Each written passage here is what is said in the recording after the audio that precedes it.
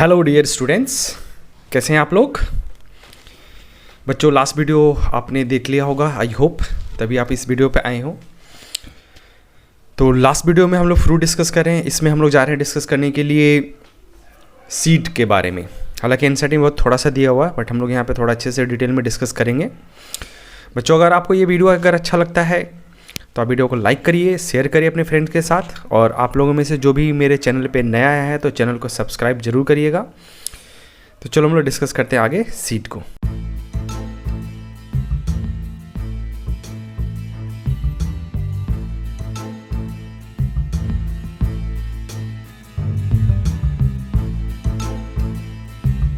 चलो अब आ जाते हैं भैया, यहाँ पे हो गया फ्रूट कंप्लीट और अब हम पढ़ेंगे सीड।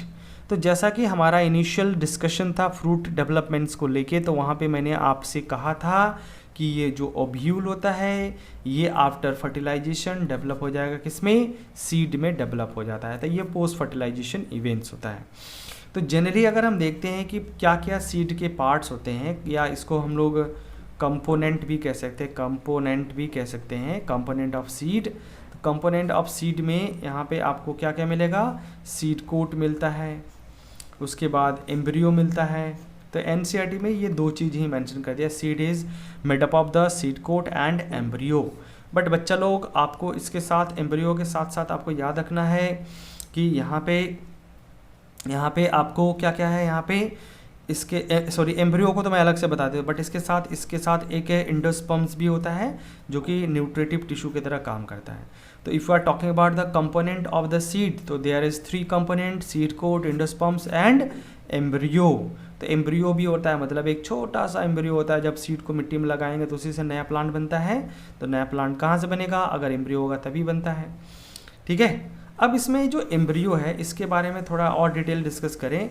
तो embryo is made up of radicals, embryonic axis, और इसके अलावा 2 कॉटिलीडन्स इसके साथ होता है। ठीक है, 2 कॉटिलीडन्स। तो यहाँ पे और अच्छे से डिस्कस करते हैं। तो बेसिकली ये देखो, ये कार्पल या पिस्टल है।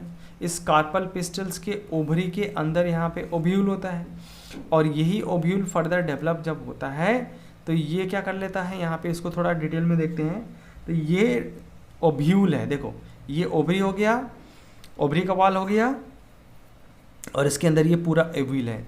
ओव्यूल जो होता है, इसमें कह सकते हो बच्चों कि ओव्यूल क्या है, ये पॉइंट याद रखना। ओव्यूल जो होता है ये होता है, इसको बोलते हैं इंटेग्यूमेंटेड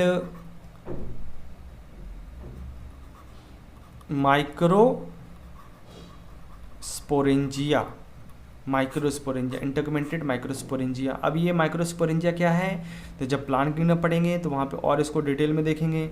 फिलहाल इस ओव्यूल के अंदर हमें क्या क्या दिख रहा है, एक तो इंटेगुमेंट दिख रहा है, एक हमें माइक्रोपाइल दिख रहा है, और इसके अंदर न्यूसेलस टिश्यू दिख रहा है, और न्यूसेलस के अंदर मेगा स्पोर हमें दिख रहा है। तो मेगा स्पोर यहाँ पे भी प्रेजेंट होता है। ठीक है, तो ये है स्ट्रक्चर है ओव्यूल।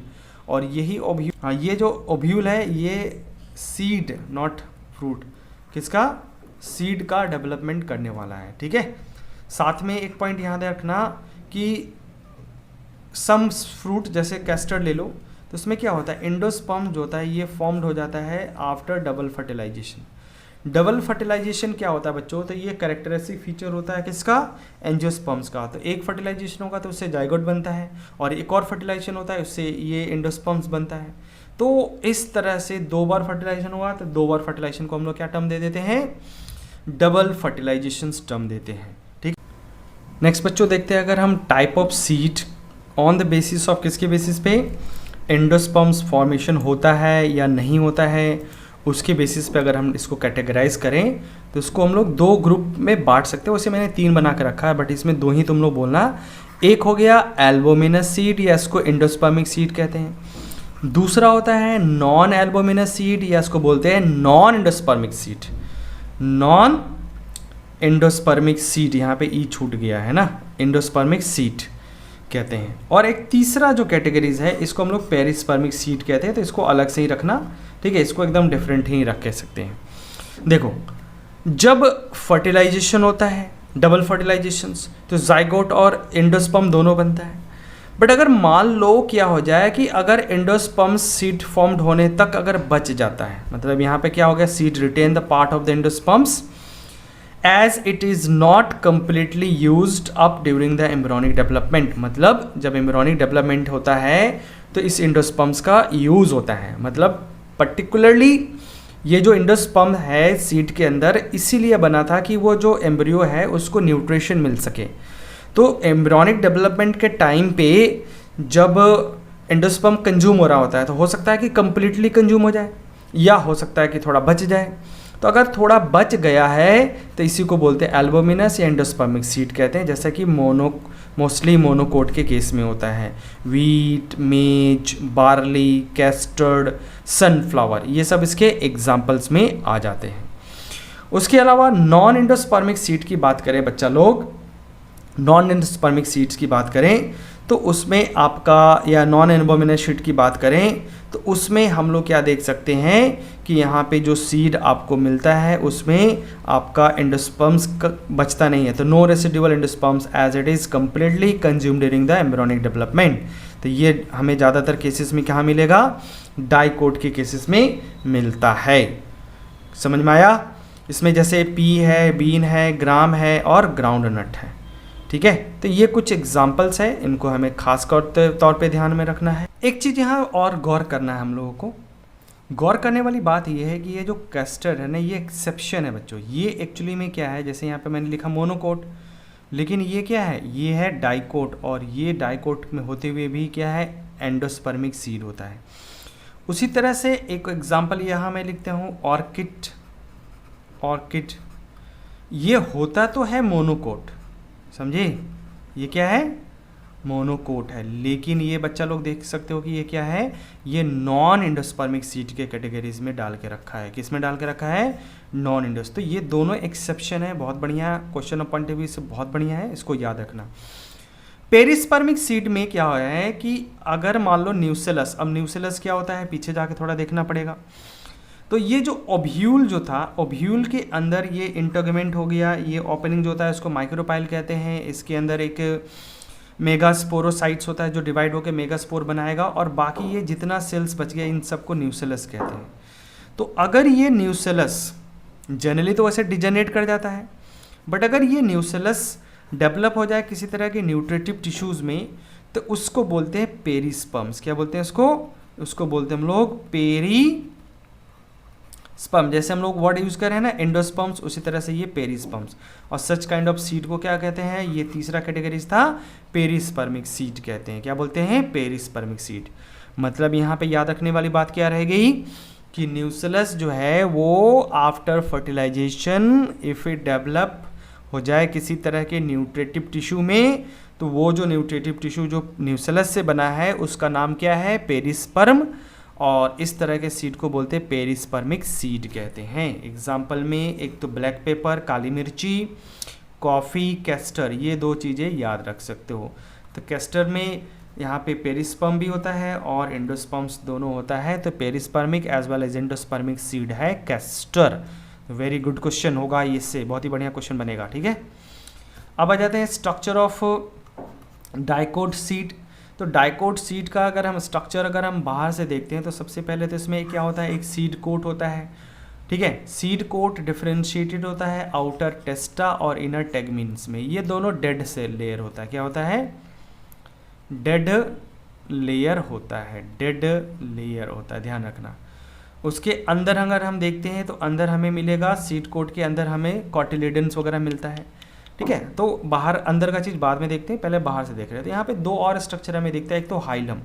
तो हाइलम एक्चुअली में ये बच्चों क्या होता है, फ्यूनिकल एक पार्ट होता है, जिससे क्या होता है कि फ्रूट जो है वो अपने ओवरी के वाल से अटैच होता है, सॉरी सीड जो होता है वो ओवरी वाल से अटैच होता है। तो हाइलम उसी का इम्प्रेशन होता है। तो स्कार्स लाइक स्ट्रक्चर होता है।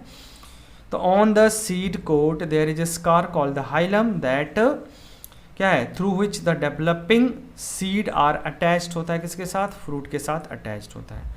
और उसी जगह पे एक छोटा सा छेद होता है, ओपनिंग्स होता है, और इस छोटे से पोर्स और ओपनिंग्स को क्या कहते हैं, माइक्रोपाइल कहते हैं। और इस स्मॉल पोर्स से क्या होता है, आपका गैसेस एक्सचेंज होगा, एक्सचेंज, और वाटर एब्जॉर्प्शन भी हो सकता है, वाटर एब्जॉर्प्शंस भी हो सकता है। तो ये स्पेशली एक असिस्टिव स्ट्रक्चर हो गया जो गैसेस एक्सचेंज और वाटर एब्जॉर्प्शंस को असिस्ट करता है। नेक्स्ट, अगर हम इस डाइकोट सीड का इंटरनल पार्ट अगर देखते हैं तो ये पूरा जो स्ट्रक्चर है बच्चा लोग, ये पूरा का पूरा क्या है, that's are whole are embryo है, दैट्स एम्ब्रियो। और इसमें एम्ब्रॉनिक एक्सिस मिलेगा, इसके अलावा 2 कॉटिलेडन्स मिलता है। एम्ब्रॉनिक एक्सिस में यहाँ पे ऊपर के साइड में प्लीम्यूल और नीचे के साइड में रेडिकल, तो प्लीम्यूल और रेडिकल प्रेजेंट होता है। जैसा कि मॉर्फोलॉजी मैंने स्टार्ट किया था तो मैंने तुम लोगों को पहले बार ये स्ट्रक्चर ड्रॉ करके भी दिखाया था, तो फर्स्ट लेक्चर में जाके देख भी सकते हो। रेडिकल किस में डेवलप हो जाएगा, ये रूट में डेवलप हो जाता है, रूट सिस्टम में, और प्लीम्यूल शूट सिस्टम में डेवलप हो जाता है। तो ये शूट बनाएगा और ये रूट का फॉर्मेशंस कर लेता है। That's clear. अब आ जाते हैं मोनोकोट सीड का स्ट्रक्चर देखते हैं। तो मोनोकोट सीड में मैंने यहाँ पे एग्जांपल में लेके रखा है आपका मेज, और मोनोकोट सीड जब पढ़ा तो इसमें कुछ कुछ एग्जांपल देखा था ना। जैसे यहाँ पे मोनोकोट क्या होता है, एंडोस्पर्मिक होता है एक्सेप्ट तुम्हारा ऑर्किड, तो ऑर्किड नॉन एंडोस्पर्मिक, इसलिए मैंने उसको कहाँ डाल के रखा था, इसको डाल के रखा था किसमें, इसको हम लोगों ने डाइकोट वाले के नॉन एंडोस्पर्मिक सीड में रखा हुआ था। एनीवे, इसमें मेज जो है एक मेजर सीरियल्स है, मतलब वीट, राइस और ये मेज मेन सीरियल्स होता है। खाद्य पदार्थ में इसका बहुत ज़्यादा मुख्य रूप होता है। और इसमें देखो ये लिखा है ना, सीड कोट एंड फ्रूट वाल, तो ये दोनों फ्यूज होता है, और फ्यूज होता है तो इसको कैरियोप्सिस कहते थे, तो ये कैरियोप्सिस टाइप का फ्रूट होता है।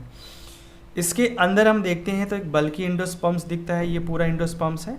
और एंडोस्पर्म्स का एक और लेयर होता है एलरियन, जो कि प्रोटीनियस लेयर होता है। क्या होता है, प्रोटीनियस एंडोस्पर्म्स होता है। और एक चीज़ ध्यान रखना बच्चों, जैसे इसके बारे में हम लोग आगे जब पढ़ेंगे तो डिटेल में पढ़ा दूंगा मैं, स्पेशली जब प्लांट किंगडम देखेंगे तो वहाँ मैं बताऊंगा। अभी फ़िलहाल इतना याद रखो कि एंडोस्पर्म जो होता है ये ट्रिप्लॉइड होता है। वैसे नॉर्मली तो एम्ब्रियो जो होता है ये रेडिकल, प्लीम्यूल वगैरह ये सब क्या है, ये सारे के सारे डिप्लॉइड स्ट्रक्चर है, लेकिन एंडोस्पर्म्स और एलरियन ये सब के सब ट्रिप्लॉइड स्ट्रक्चर होता है। एलरियन भी एक तरह का एंडोस्पर्म ही है, बट ये प्रोटीनियस होता है, और ये जो मेजर वाला पोर्शन दिखा रहा है ये स्टार्च का बना होता है, स्टार्ची होता है, स्टार्च का बना हुआ होता है। और इसमें नीचे आएंगे तो ये हमें पूरा एम्ब्रियो स्ट्रक्चर दिख रहा है। ये क्या है, ये पूरा का पूरा जो बनाया मैंने ये एम्ब्रियो है। एम्ब्रियो में हमें देखो प्लीम्यूल दिख रहा है, रेडिकल दिख रहा है। इस प्लीम्यूल को प्रोटेक्ट करने के लिए आउटर एक कवरिंग होता है जिसको कोलियोपेटाइल, और उसी तरह से रेडिकल को प्रोटेक्ट करने के लिए एक और स्ट्रक्चर होता है, सील्ड शेप स्ट्रक्चर होता है, जिसको बोलते हैं हम लोग कोलियोराइजा। क्या बोलते हैं, कोलियोराइजा।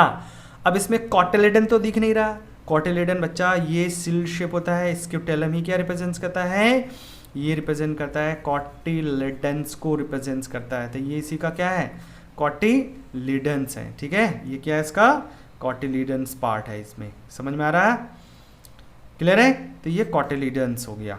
एनीवे, यहाँ पे भी देख सकते हो एम्ब्रियो है, एंडोस्पर्म्स है, और उसके बाहर वाला ये स्ट्रक्चर एलिरोनिक लेयर होता है।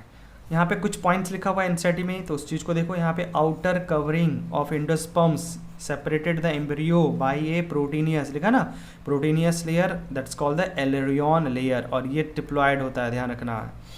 उसी तरह से embryo is a small and situated in a group at one end of endosperms, endosperms के एक साइड में प्रेजेंट होता है, जैसा कि ये देख सकते हो एक साइड में दबा हुआ है ना। उसके बाद यहाँ पे आ जाओ, it consist of one large shield shape, कैसा होता है, शील्ड शेप कॉटिलिडन, और इसको बोलते हैं स्क्यूटेलम्स कहते हैं। और short axis with the प्लीम्यूल and radicals axis, मतलब एम्ब्रियोनिक एक्सिस प्रेजेंट होता है। और प्लीम्यूल जो है ये प्रोटेक्टेड होता है कोलियोपेटाइल से, और कोलियोराइजा जो प्रोटेक्टेड होता है, सॉरी कोलियोराइजा प्रोटेक्ट करता है किसको, रेडिकल्स को प्रोटेक्ट करता है तुम्हारा, तो that is radical protected by coleorhiza. तो ये था बच्चा सब ऑल अबाउट द सीड। तो इस पॉइंट पे आके हमारा क्या होता है, फ्रूट एंड सीड कंप्लीट, ये क्लास हमारा कंप्लीट। नेक्स्ट वीडियो में मिलते हैं बच्चों एंजियोस्पर्मी फैमिली के साथ। अगर आपको ये वीडियो अच्छा लगा तो लाइक करिएगा, और चैनल पे अगर नए हैं तो चैनल सब्सक्राइब जरूर करिएगा। चलो मिलते हैं नेक्स्ट वीडियो में, तब तक के लिए all the best, bye bye.